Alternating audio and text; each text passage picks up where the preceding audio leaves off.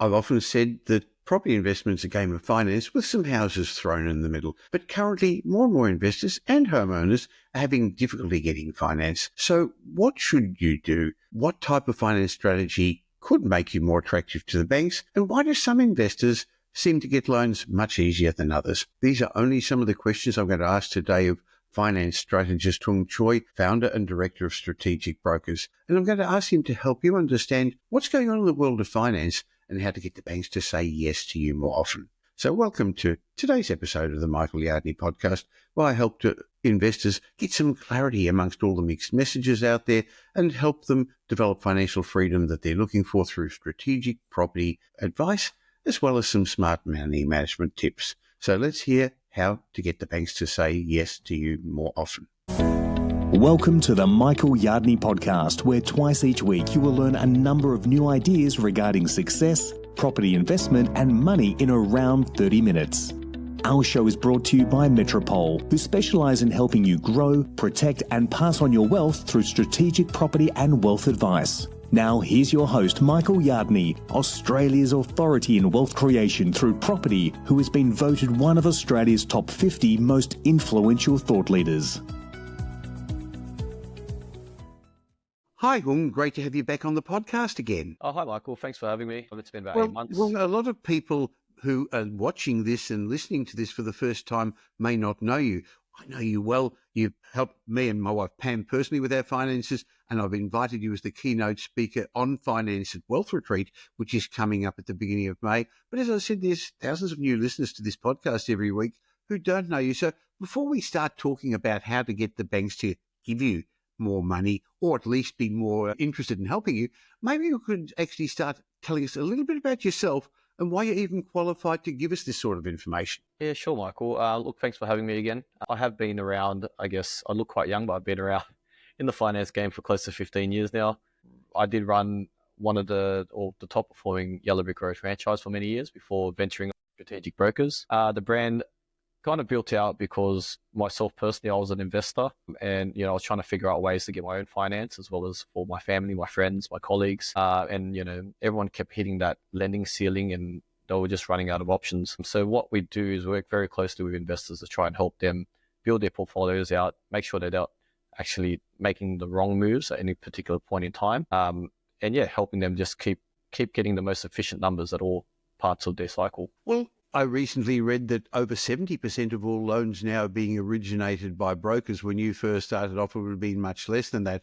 And when there are so many people in the industry, and there are some very good brokers, not everyone is an investment-savvy broker. In my mind, it's very different to get your first home loan as a first home buyer to when you've got a substantial portfolio to be attractive to lenders. And I think one of the other things I see when I come across clients is that there's a bit of brand loyalty. I've been with the National Australia Bank for a long time. It's just too hard to change things. All the paperwork I've got to do, so they're a little bit lazy. A lot of investors are reaching a ceiling. I guess we all have a borrowing capacity, a borrowing limit.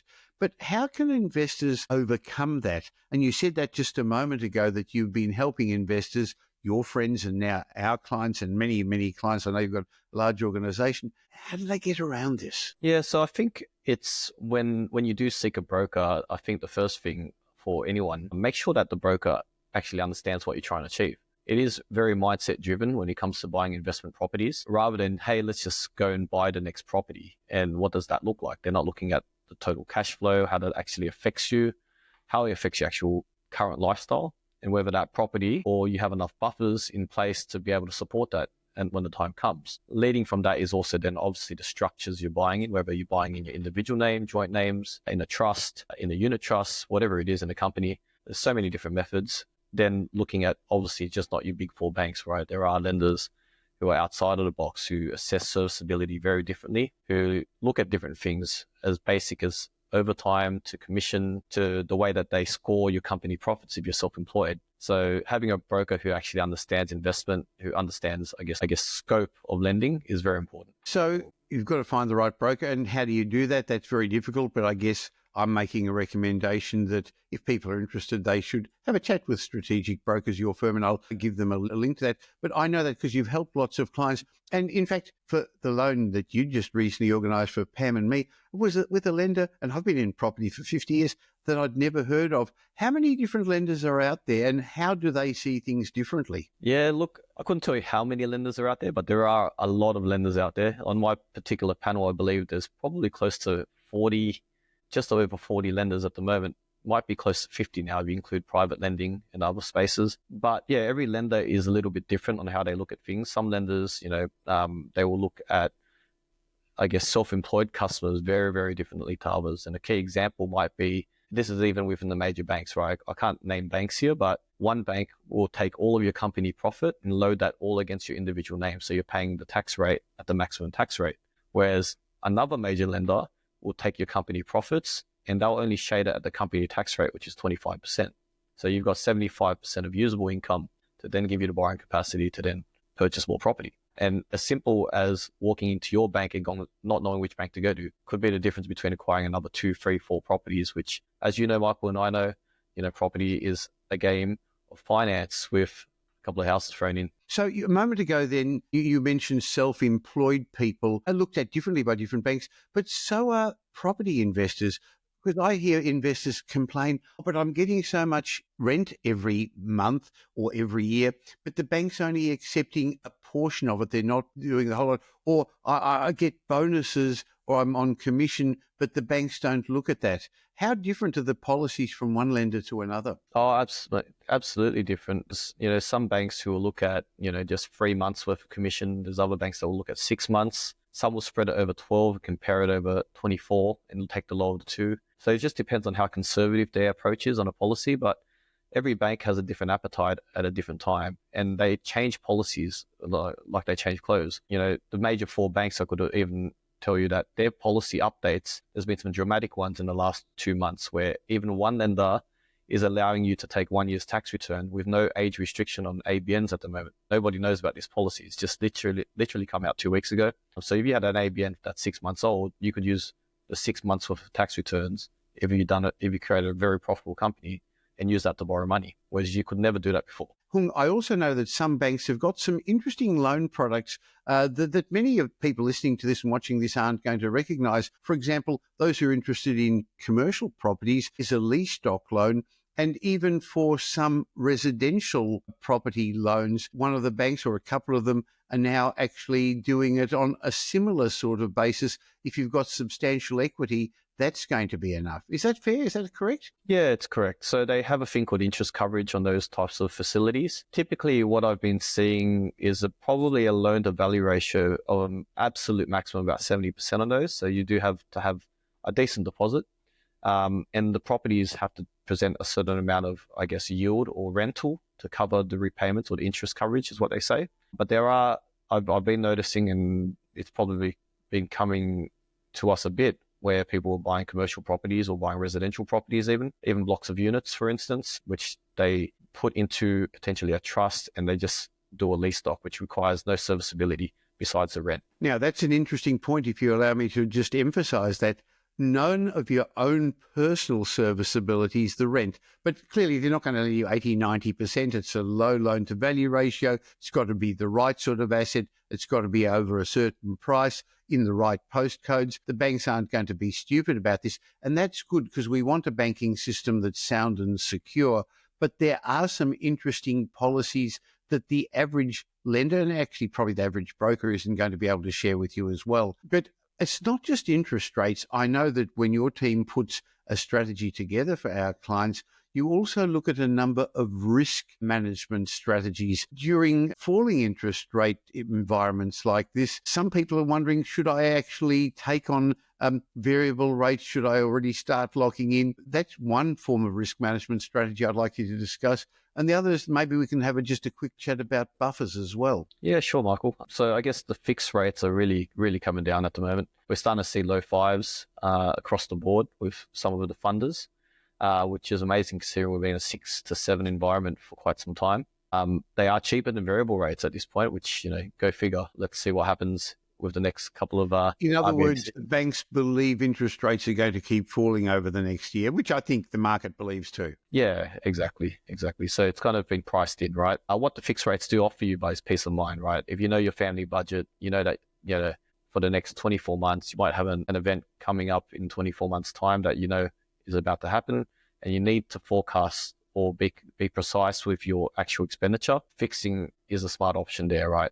Would I recommend to fix? It's entirely up to you and your budget. Realistically, you're not trying to beat the banks when you're fixing. It's more just for cash flow or just to get certainty or peace of mind. And simultaneously, what we also look at every time somebody secures a property, does a refinance, we always look at drawing enough buffers, or in some cases, some clients just love to draw as much buffer as possible, because if an opportunity arises to buy another property, they won't just want to have the money there and ready. I personally always have a substantial buffer in case that opportunity comes up. And a lot of my clients, the ones who have the right mindset, they always want the same. Well, a buffer in my mind is another form of security to protect yourself, so that it buys you time if the tenant creates problems or moves out, or there's a major expense or a major problem. So I know a lot of people borrow to the limit, and that's hard not to do when you first start off in the market. But as you build a bigger portfolio, you've got to protect yourself with buffers.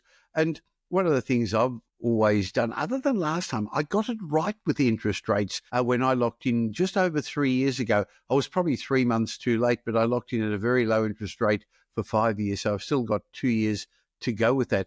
But in the past, I used to lock some in for 3 years, some for 4, some for 5, so that I actually had a level of flexibility. So there's the ability to not only do that, but also to have some of your loans partially fixed, or some fixed and some variable.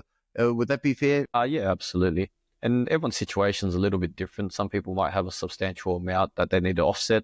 Not all banks offer offset facilities against fixed loans. There are some that do. So you just got to be mindful, depending on your situation, what's going to work best for you at that given time. Now, a lot of people who are listening to this podcast have got a substantial property portfolio, or they're keen to get one in the long term. And some make the mistake of only being with one lender, and others make the mistake of cross-collateralizing. It's a term a lot of people use. What are your thoughts about how to manage a substantial property portfolio? Yeah, like with any property investor, we used to have a big sign on our wall that said, do not cross-collateralize, which is, it's our first and foremost rule in our business to make sure nothing is ever crossed. If you need equity for another property, we draw equity as a separate split, and then we borrow the rest. Every property is secured by its own loan or multiple loans or splits. And the problem with crossing is the fact that if one day the property market, say, shifts backwards or has a small downturn, and you need to sell in that environment, rather than getting the proceeds from the sale, they might have to reduce the mortgage on the other property in order to then release the one that you've sold.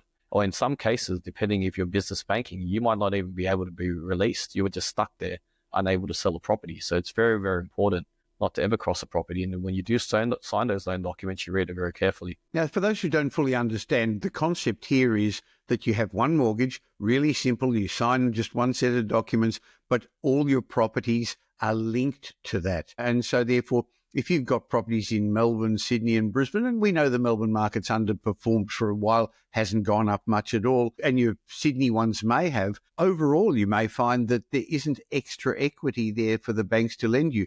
But if the Sydney ones or the Brisbane ones were with a different lender, or just a separate loan with the same lender, you could say, look, don't worry about my Melbourne properties this year, just give me extra equity on my Sydney property or Brisbane. Would that be fair? Yeah, 100%. So that's the reason we don't cross-collateralize. What about using multiple lenders? Yeah, look, ideally you'd like to keep your properties with multiple lenders, because even in such an event that you have, let's say you default or you break your contract and you have all of your properties with one lender, it can leave you very exposed to the whole or the rest of your portfolio with that lender, for instance. So splitting it up, sometimes having different lenders is for a purpose. To give you an example, one lender might value your property at $1 million and the other lender might value the property at 800,000. And you need some cash out, you need to create a deposit, you need some buffers. Well, which lender are you going to pick? You're going to pick the lender that has the higher valuation, of course, because you're going to get more of a deposit, more of a buffer.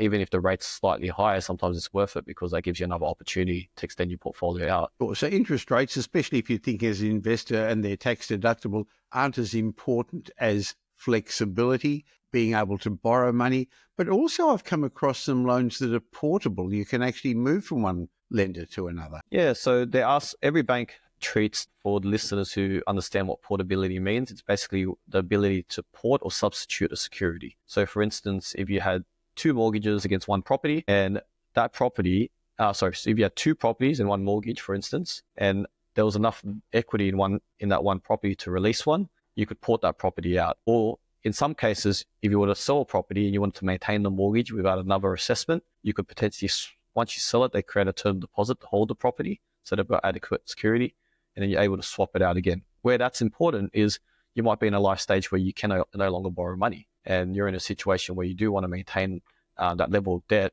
but you can't show the serviceability. So there's very limited funders with this, I guess, the ability to port, mainly your larger banks and their subsidiaries, but there are also some second-tier funders who allow it. Now, one of the things that happens to self-employed people and some business owners is they don't show as much income. They've got ways of minimising the income to minimise their tax. And I'm not saying they're doing anything illegal, Kung, and we're definitely not suggesting they should. But that makes it hard when they come to you to prove serviceability. How do the banks see business owners or self-employed professionals? Yeah, so I think there's multiple layers. It just depends on, I guess, their comfort level around the business owners and how their tax returns are prepared. So a good example is a typical business setup would be a business might be owned by a family trust, and a typical business owner might want to minimize their tax, and they distribute their distributions to different places, right? Some lenders allow you to add that all back to the trustee or the controller, whereas other lenders, wherever it goes, that disappears. You can only use the income that you and your partner or your spouse receive, right? So if you're very smart about the algorithm that's used on tax minimization, some banks will support it and other banks won't. In other cases where, you might not have done your tax returns, for instance, and you're 1 or 2 years behind just because you got busy with life, you got busy with business, and these things happen, especially when you're running that rat race, trying to keep the business floating, managing everything. There are funders who see that, they understand that. They can look at bank statements, they can use accountants' declarations, they can use BASs to support your level of income. The rate might be slightly higher, but it lets you get into that property sooner, give you time to then get your tax returns finished, and then potentially refinance out of them. So there's lots of different options. Well, I guess, again, you're showing the benefits of using somebody such as yourself and the team at Strategic Brokers, because the individual banks won't tell you that the one down the road with a different colour logo has got a different policy. I've heard about the concept of debt recycling. Oh, by the way, for those who are listening to this, I just want to give you a little bit of a spoiler alert. I'm going to ask Kung about development finance and about commercial properties and SMSF. So if you're interested in that, keep listening. But before we do, maybe you could just tell us a little bit about the concept of debt recycling. Yeah, so it can sound confusing, and I think I always tell my clients to Google it and they come back more confused. So maybe I'll try to simplify it. Basically, if you are saving, let's say there's multiple scenarios. You might sell a property, you might sell shares, you might be saving, and you still have owner-occupier debt, right? The idea is that you're going to use the proceeds from your sales or from your savings to pay down that debt, and then re-borrow that money to turn it tax deductible for your future investments in a simple format. So I personally use that in my early days to help me chip away at my own occupier mortgage, and I teach clients how to do this themselves every day. What's your thoughts about offset accounts? Offsets can be absolutely critical, especially for those who are looking to, well, there's two reasons why they're critical. First of all is the fact that if your property that you live in, you ever want to turn it into an investment property, by keeping money in the offset, it means it's your money. It's not paying or amortizing the loan as such for tax deductibility or future tax deductibility. And then the second key point is that if there's two things, one redraw and one's offset. Our clients think it's the same thing sometimes, but it's not. When the money is inside the redraw, it's technically the bank's money. When it's in the offset, it's technically your money. But it serves the same function by offsetting the interest on the mortgage in the same way. I think during COVID, we had one particular lender, I won't bash who it is, but they just announced during COVID that, hey, we're just going to cancel everybody's redraw. Really? And they flipped that around 24 hours later when the backlash came, obviously. But imagine you put $1 million that you've been saving that you needed to then buy an investment property in your redraw, and the bank just, nope, we're canceling it. You can't get that money back. Whereas if it was in an offset, they can't touch it because it's technically your money. Sure. So I guess the name of your company is Strategic Brokers, and you've got to think in advance. So you just mentioned something that's very important, where a lot of people buy a home and then it's not going to be their forever home. They want to keep it as an investment. But if you don't structure the loan correctly, and if you then pay it all down and then take the money out again for the next property of this your home, the money isn't tax deductible because the purpose is not the security, but the purpose of the loan is to borrow for your new home. So structuring it correctly with a smart offset account can help. Now, I know last year at Wealth Retreat, you were the keynote speaker, and Jay and a couple of others from your team were at Wealth Retreat as well. So the people there had a chance to A, get to know you, and B, to get to discuss some of their personal circumstances with you. But you really wowed people because they got to understand the benefit of somebody who's not just a broker, but a smart investor. And I remember Jay came from a different background as well, so was able to bring commercial sense into the broking world as well. And you're going to be at Wealth Retreat on coming up in the beginning of May now, May 3rd to 7th, when we're going to be getting together with a small group of already successful property investors. And many people are interested, and some already doing property development. And so you gave a bit of a rundown about property development finance. This isn't the right time to spend a lot of time on it. But I spoke to somebody the other day. Actually, that's interesting. I just realised when I spoke to him the other day, he's just signed in to come to Wealth Retreat because he wanted to become a property developer, and he bought a property in Brisbane with the potential of 4 units on it. And I said to him, do you actually realise, it was one house and he was going to put 3 units on, that's actually a commercial loan. I know it's residential building, but it's actually different. The banks see a 4-unit development as different. He didn't even know that, and his broker hadn't told him that. And they're the sort of things that I think, to be honest, that's one of the things he thought, oh, I don't even know what I don't know. And so Wealth Retreat isn't about property development per se, but we do talk a bit about the business of property development. And you also talk about how development finance is very different to buy and hold residential investment finance. Oh, 100%.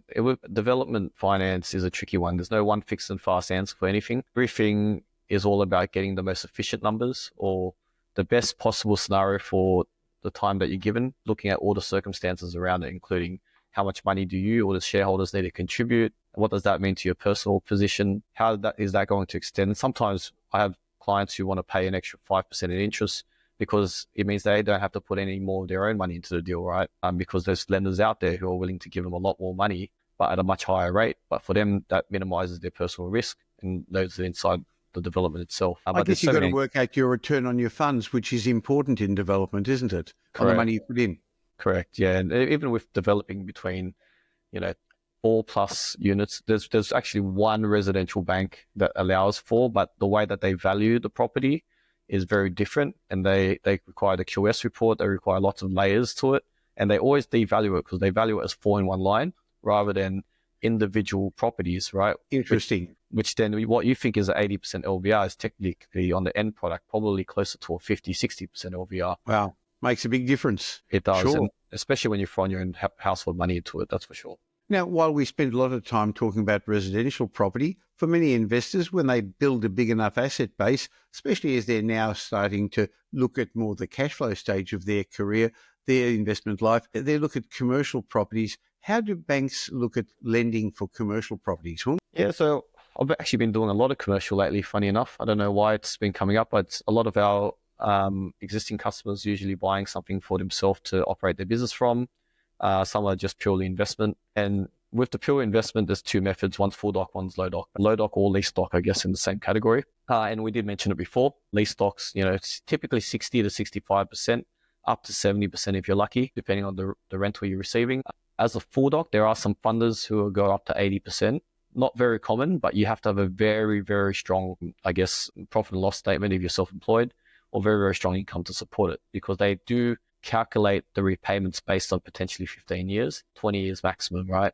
And in some cases, it's just a commercial facility, which rolls for maybe 3 years, 4 years, 5 years is the maximum. So you have to keep being reviewed, and you have to be mindful of that every 3, 4, 5 years. But yeah, there are a lot more layers when it comes to commercial, especially if it's investment, a lot more trickier. And if you don't know what you're doing, you might buy a property that might be leased to their cousin for inflated rates because it's very yield driven. Definitely. Unfortunately, I've seen a few people be pushed into the wrong type of commercial property because it sounded sexy. To be honest, I made that mistake in the 1980s when I got into commercial property very early in the piece. I wanted to play like the big boys did, and I thought if it's good enough for them, I bought some factories. I even remember the address. It just came to me. Amazing the stuff that's in my head. 21 and 23 Dandenong Street, Dandenong. And I had good rental returns, but no capital growth for a long time, and I sold those off and moved back to residential. The other thing a lot of people consider, and this is definitely not advice, we're not allowed to give advice on self-managed super funds. It's a financial product. You need to get a financial planner, not even necessarily always your accountant, to give you advice on that. But for some people, borrowing in a self-managed super fund to buy a property is appropriate. How do the banks assess those loans, Tom? Yeah, so let's take away your personal position and let's put that aside.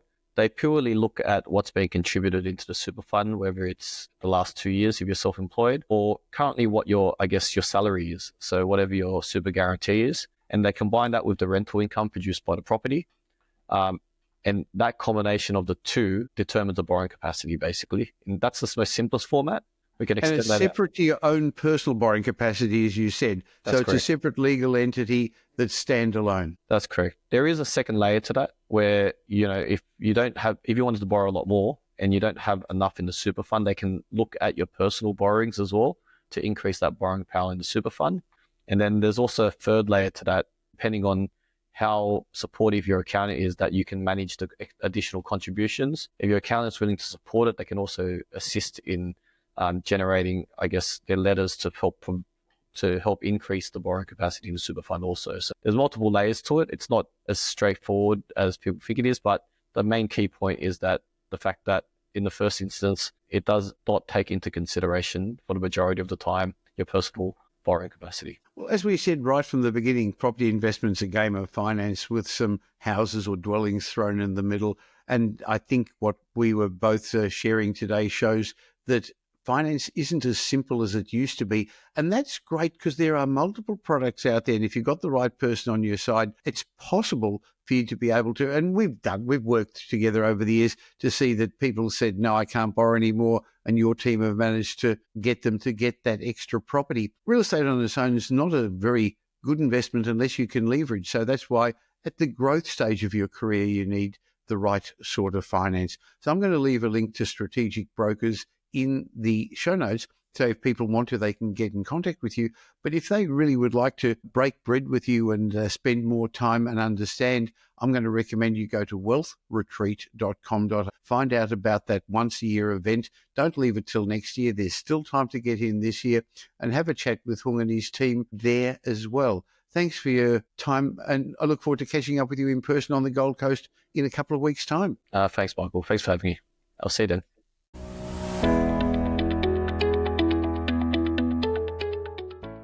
I hope you could see the benefit of having a good strategic finance broker on your side, and that's why Hung Chuy is the expert who's going to be discussing finance at Wealth Retreat 2025.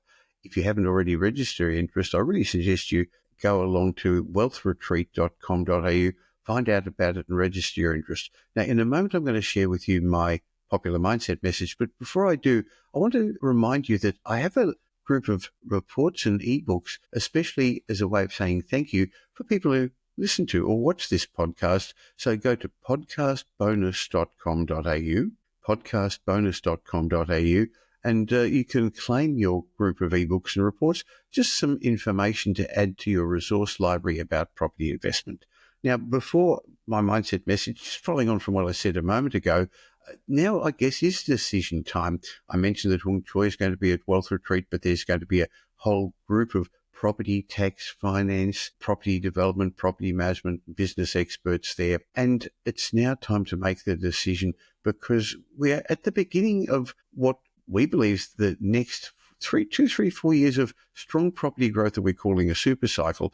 But Wealth Retreat is going to help you outperform the averages and not make the mistakes.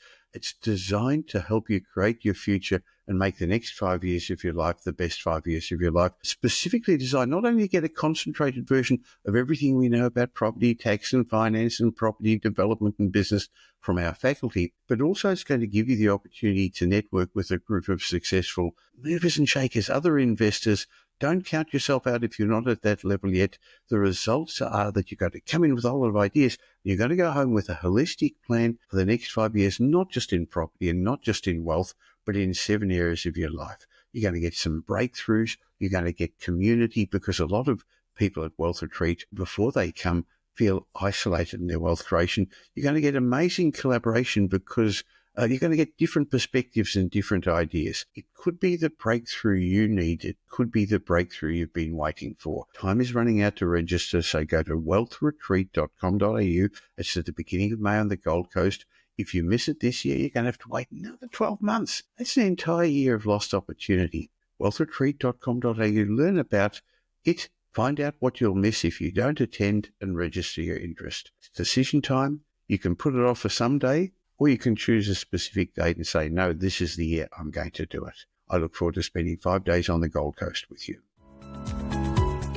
Now here's Michael's mindset message. Remember, a change in your thinking will lead to a change in your life. In my mindset message today, I'd like to share with you the parable of two arrows. Look, it's something I came across recently. I read a blog, and it was about a teaching of Buddha that was about the parable of two arrows. Apparently, Buddha once asked his student, if a person is struck by an arrow, is it painful? And the student nodded his head, yes. Then the Buddha asked, if a person is struck by a second arrow, is it even more painful? And the student again nodded yes. And then the Buddha explained, in life, we can't always control the first arrow. However, the second arrow is our reaction to the first. The second arrow is optional. So I guess what Buddha was saying is that the first arrow is a negative event that hits our lives. This is uncontrollable. May you find yourself thrown these things from time to time. So the illness of somebody, or the death of a family member or a friend, or a job loss, or a health problem, or relationship struggle, or some financial issue, or a job issue, or a critical decision that you made that seems to go wrong. Inevitably, we're going to encounter chaos and pain and challenges and complexities that threaten to derail us. That threat to take us out of the game is that first arrow that Buddha was talking about. And that's impossible to avoid. It hits and it hurts. But I guess what Buddha was saying is the second arrow is governed by our response to the first. And as the parable teaches us, being struck by the second arrow is entirely within your control. So just have a think about that. What does this mean to you? Our reaction and our response controls the direction and the force of the second arrow. If we attach ourselves to the pain of the first arrow and continue to think of all the negative things it's brought about us, it repeats the patterns of the past. We dwell in the pain, we bemoan our bad luck, and we send the second arrow hurtling straight into our open wound. On the other hand, if we pause, breathe, give ourselves a moment to reset and choose a balanced response, we send the second arrow falling feebly on the ground in front of us. So I've mentioned in the past Viktor Frankl, an Austrian philosopher and Holocaust survivor, who spoke a lot about how he got through the Holocaust. And what he was saying was, between stimulus and response, there's a space. And in that space is our power to choose our response. Our power is the space that we can create between the first arrow and the second arrow. And creating that space is the key to avoiding that second arrow. So pause just for a moment and don't respond straight away, and then think about it and reset and choose a more balanced response. Everything can be taken from a man, but one thing, said Viktor Frankl, the last of the human freedoms, to choose one's attitude to any given circumstance, to choose one's own way. So my suggestion to you is, when you get that first arrow, stop, think, pause. Don't react straight away. So the next time you get this uncontrollable negative event in your life, when you're struck by that first painful arrow, just remember this short conversation I've had with you. The first arrow may hurt, but the second arrow is optional. How deep it digs into your wound is optional. Create a space for you to choose your response and send that second arrow straight into the ground.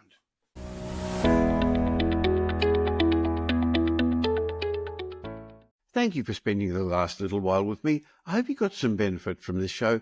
But before you move on to the next podcast you're going to listen to, let me remind you I have another show that I produce once a week with leading demographer Simon Kirstenmacher. We call that Demographics Decoded, where Simon and I unveil the trends that are going to shape your future. In my mind, this is a must-listen-to podcast for anyone interested in property investment, but also for business people and entrepreneurs. So if you don't currently subscribe to Demographics Decoded, just please stop for a second and subscribe on your podcast app where you're listening to this, or on YouTube. And of course, if you don't subscribe to this show, the Michael Yardney podcast, why not click the link that says follow or subscribe wherever you're listening right now. So twice a week, you're going to get benefit from my guests and me. And I'd like to ask you a little favour, please. If you did enjoy today's show and you know somebody who would also benefit, please tell them about the Michael Yardney podcast and Demographics Decoded. There's a share button on every podcast app. On Apple Podcast, there are 3 little buttons at the top of the player.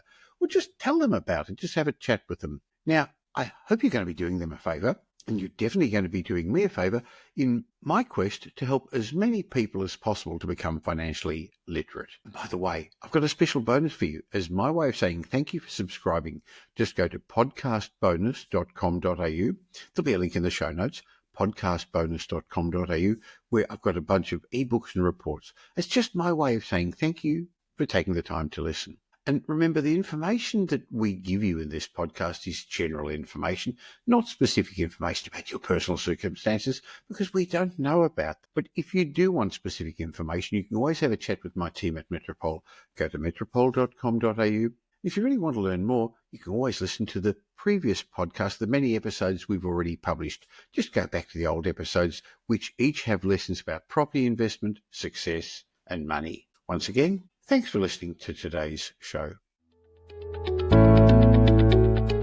Thanks for listening to this episode of the Michael Yardney podcast, which was brought to you by Metropole, who help their clients grow, protect, and pass on their wealth through strategic property and wealth advice. If you like what you heard and don't already subscribe, you'll find us on iTunes or on your favorite Android app as the Michael Yardney podcast. Watch out for our next show, which comes to you twice a week, and you'll learn some new ideas about property investment, success, and money in around 30 minutes. To get more of Michael's thoughts, go across to www.propertyupdate.com.au and sign up for his daily morning briefing, and you'll hear from not only Michael, but a group of leading property success and money experts. And just a reminder that the information you heard in this show today is general educational advice and not specific investment advice, as we don't know your personal circumstances. If you're looking for specific advice, why not ask the team at Metropole to help you?